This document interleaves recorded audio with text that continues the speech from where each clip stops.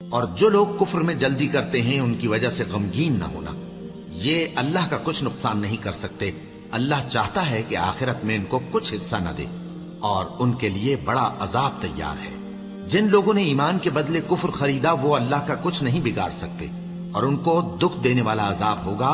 اور کافر لوگ یہ نہ خیال کریں کہ ہم جو ان کو مہلت دیے جاتے ہیں تو یہ ان کے حق میں اچھا ہے، نہیں، بلکہ ہم ان کو اس لیے مہلت دیتے ہیں کہ اور گناہ کر لیں، آخر کار ان کو ذلیل کرنے والا عذاب ہوگا۔ لوگوں، جب تک اللہ ناپاک کو پاک سے الگ نہ کر دے گا، مومنوں کو اس حال میں جس میں تم ہو ہرگز نہیں رہنے دے گا، اور اللہ تم کو غیب کی باتوں سے بھی مطلع نہیں کرے گا۔ البتہ اللہ اپنے پیغمبروں میں سے جسے چاہتا ہے منتخب کر لیتا ہے۔ سو تم اللہ پر اور اس کے رسولوں پر ایمان رکھو، اور اگر ایمان پر قائم رہو گے اور پرہیزگاری کرو گے تو تم کو اجر عظیم ملے گا۔ جو لوگ مال میں جو اللہ نے اپنے فضل سے ان کو عطا فرمایا ہے بخل کرتے ہیں، وہ اس بخل کو اپنے حق میں اچھا نہ سمجھیں، وہ اچھا نہیں بلکہ ان کے لیے برا ہے۔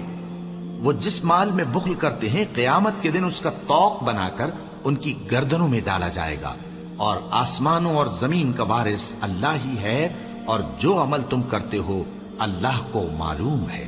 اللہ نے ان لوگوں کا قول سن لیا ہے جو کہتے ہیں کہ اللہ فقیر ہے اور ہم مالدار ہیں۔